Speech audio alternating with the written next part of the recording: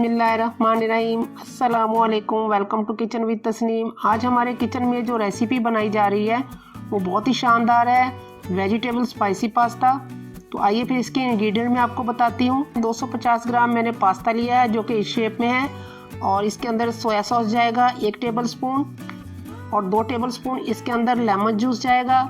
1 बड़ी शिमला मिर्च लेके मैंने कट करके रखी है। 4 टेबल स्पून इसके अंदर मटर जाएंगे, और 4 ही टेबल स्पून इसके अंदर बंद गोभी जाएगी। 2 बड़े टमाटर हैं वो कट करके रखे हैं, और 1 बड़ी गाजर है जिसको मैंने कट करके रखा हुआ है। 1 बड़ा प्याज है, इसको भी मैंने कट किया है। और टमाटो केचप जाएगी इसके अंदर 2 टेबल स्पून। बाकी दूसरे स्पाइसेस भी मैं आपको बताती हूँ कि वो क्या है। नमक इसके अंदर 1 टीस्पून जाएगा, और 1 टेबल स्पून काली मिर्च जाएगी। 2 टेबल स्पून हरी मिर्चें हैं, 2 हरी मिर्चें लेके मैंने काट के इसको रखा हुआ है। लहसुन अदरक का पेस्ट 1 टीस्पून, 1 टीस्पून ऑरिगेनो है, और 1 टीस्पून ही हम इसके अंदर पिसा हुआ जीरा डालेंगे। तो आइए फिर हम पास्ता को बॉईल कर लेते हैं। तो पानी हमारा बॉईल हो चुका है। अब इसके अंदर हम पास्ता ऐड कर देंगे, और इसको थोड़ा सा हम चम्मच के साथ हिला देंगे। और अब इसको हम तकरीबन मीडियम आंच पे बना रहे हैं, और इसको 10 मिनट तक हम इसको बॉईल करेंगे। 1 टीस्पून अब इसके अंदर मैं नमक ऐड कर रही हूँ। तो इसको ढक के हम 10 मिनट तक पकाते हैं। तो ये पास्ता हमारा बॉईल हो चुका है। अब इसको मैं निकाल लूँगी एक बाउल में, और इसके ऊपर थोड़ा सा टैप का पानी डाल देंगे ताकि ये आपस में जुड़े ना। और 2 टेबल स्पून इसके ऊपर मैं कुकिंग ऑयल भी डालूंगी। ये एक पैन मैंने चूल्हे पे रखा है। अब आंच जो है मैंने स्लो कर दी है इसकी, और इसमें 2 टेबल स्पून मैं कुकिंग ऑयल डालूंगी।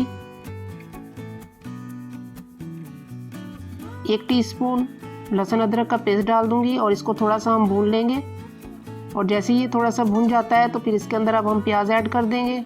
और प्याज को हमने ब्राउन नहीं करना, बस हल्का सा इसको ट्रांसपेरेंट करना है। आंच मैंने थोड़ी सी तेज़ की है, और अब ये ट्रांसपेरेंट हो चुका है। अब इसके अंदर हम बाकी के स्पाइसेस डालेंगे। तो ये हरी मिर्चें मैंने इसके अंदर ऐड कर दी हैं, और अब काली मिर्चें डाल रही हूँ। नमक ऐड कर देंगे इसके अंदर, और अब ये ज़ीरा ऐड कर दिया है। और ऑरिगेनो अभी हम नहीं डालेंगे, वो लास्ट में डालेंगे। और इसको हम अच्छे तरीके से भून लेंगे। अब इसके अंदर हम मटर ऐड कर देंगे, और मसाला हमारा भुन गया है। इसके साथ ही हम बाकी के दूसरी वेजिटेबल्स भी डालेंगे। गाजर भी मैंने ऐड कर दी है, क्योंकि ये दोनों चीज़ें देर से गलती हैं तो इनको इसलिए इकट्ठा डाला है। और अब इसके अंदर 2 टेबल स्पून पानी ऐड कर देंगे ताकि हमारी ये सब्जियां अच्छे से गल जाएं, और इसको 1 मिनट तक मैं पकाऊंगी। तो ये हमारे मटर और गाजर जो हैं गल चुके हैं। अब इसके अंदर मैं टमाटर ऐड कर दूंगी, और साथ ही मैं इसके अंदर बंद गोभी ऐड करूंगी। शिमला मिर्च मैंने ऐड कर दी है, और अब इनको हम तकरीबन 30 से 40 सेकंड तक इनको भूनेंगे। तो अब इसके अंदर हम केचप ऐड कर देंगे, और लेमन जूस भी ऐड कर देंगे इसके अंदर, और इसको मैं मीडियम आंच के ऊपर अच्छे से पका रही हूँ। सोया सॉस भी मैंने इसके अंदर ऐड कर दिया है, और बस अब हम थोड़ा सा इसको मज़ीद भूनेंगे और चूल्हा बंद कर देंगे, और इसको फिर हम पास्ता में ऐड करते हैं। तो ये देखें हमारी वेजिटेबल्स जो हैं बिल्कुल बनके तैयार हो चुकी हैं, ये गल गई हैं। और इसको मैंने टेस्ट भी किया है, इसके अंदर नमक मिर्च हमारे हिसाब से बैलेंस है। आप इसको कम या ज़्यादा कर सकते हैं अपने हिसाब से। तो आंच मैंने बिल्कुल स्लो कर दी है। अब इसको हम साइड पे करते हैं, और इसको पास्ता में ऐड करने के लिए पास्ता को एक पैन में डाल के चूल्हे पे रखते हैं। तो ये देखें पास्ता बहुत ही अच्छा और बहुत ही शानदार बॉयल हुआ है। तो इसके अंदर ऑयल मैंने डाला था, और साथ ही इसको पानी से, ठंडे पानी से भी गुजार दिया था। अब इसके अंदर हम अपनी वेजिटेबल्स जो है वो ऐड कर देंगे। अब इसको हम अच्छे से मिक्स कर देंगे पास्ता और वेजिटेबल्स को।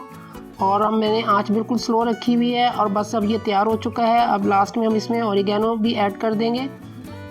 ऑरिगेनो ऐड करने के बाद 1 मिनट इसको मज़ीद पकाएंगे। बस अब ये तैयार है। तो ये देखें हमारा पास्ता बन के तैयार हो चुका है। 1 मिनट हमने इसको पका लिया है। चूल्हा हम बंद करते हैं, और इसको हम डिश आउट कर लेते हैं। ये देखें हमारा वेजिटेबल पास्ता बन के तैयार हो चुका है, और हमने इसको डिश आउट कर लिया है। माशाल्लाह से बहुत ही मज़े का बना है। इसको मैं थोड़ा सा पुदीने के साथ गार्निश कर दूंगी। इसकी खुशबू पुदीने की इसको और भी ज़्यादा अच्छा कर देगी। अगर आपको हमारी रेसिपी पसंद आए तो आप हमारे चैनल को सब्सक्राइब कर लें, और पास में लगे हुए बेल आइकन को ज़रूर प्रेस कीजिएगा ताकि मेरी इसी तरह से यूनिक रेसिपीज़ आपको देखने के लिए मिले। दुआ में याद रखिएगा। अल्लाह हाफिज़।